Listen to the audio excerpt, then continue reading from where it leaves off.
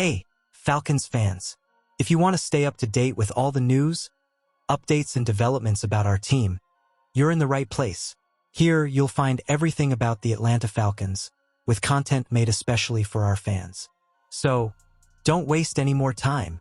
Subscribe to the channel right now and activate the bell to receive all notifications firsthand. And, of course, leave your like to strengthen our incredible community of Falcons fans. Get ready, because we're bringing you hot and exclusive news. Now let's get to today's news. Falcons want best version of Kyle Pitts in 2025. Terry Fontenot and Raheem Morris spoke about the team's former first-round pick at the 2025 NFL Combine. Kyle Pitts became the highest drafted tight end in NFL history when the Atlanta Falcons selected him 4th overall in 2021.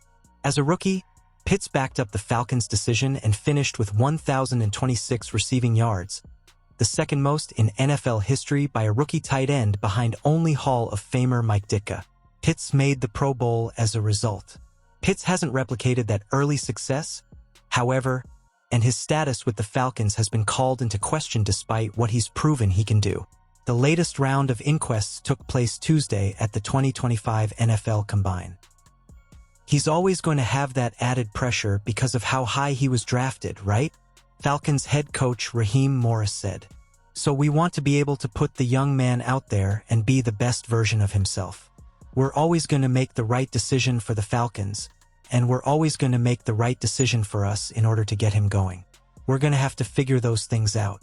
In 2022, Pitts totaled just 356 receiving yards in 10 games.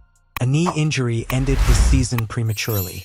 Then in 2023, Pitts came back with 667 receiving yards, though he still didn't feel 100% healthy. And finally, in 2024, Pitts tallied 602 receiving yards. No notable caveats. He's shown some flashes of greatness, Morris said. And he's shown some things that he wants more of. Let's start with the lows from last year. There were 2 games in which Pitts didn't catch a single target. The Week 4 win against the New Orleans Saints and the Week 13 loss to the Los Angeles Chargers. Before last season, Pitts had never had a game in which he didn't have at least 1 reception.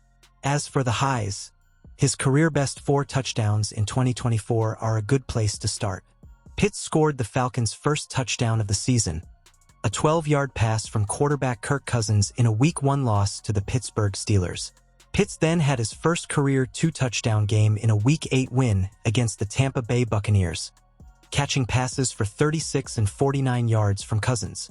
His 4th and final touchdown was a 13-yard connection with quarterback Michael Penix Jr. on 4th down in the 4th quarter of Atlanta's Week 17 loss to the Washington Commanders that sent the game into overtime. Look, Kyle is a really talented player, Falcons general manager Terry Fontenot said.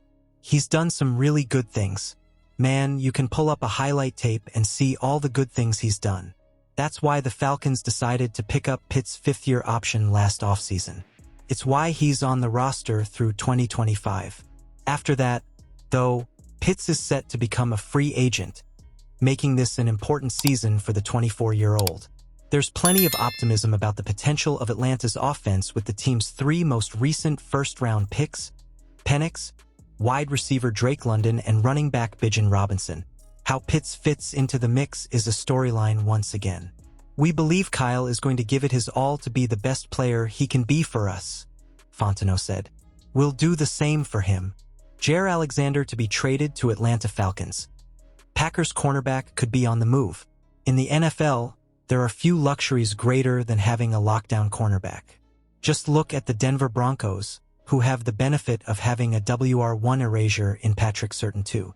When he's on the field and firing on all cylinders, Packers cornerback Jaire Alexander is capable of being that player. He's not quite the caliber of player Surtain is, but Alexander has multiple Pro Bowl and All-Pro seasons under his belt. Unfortunately, the issue is that Alexander's health has been a concern. He's played more than 7 games just once in the past 4 seasons.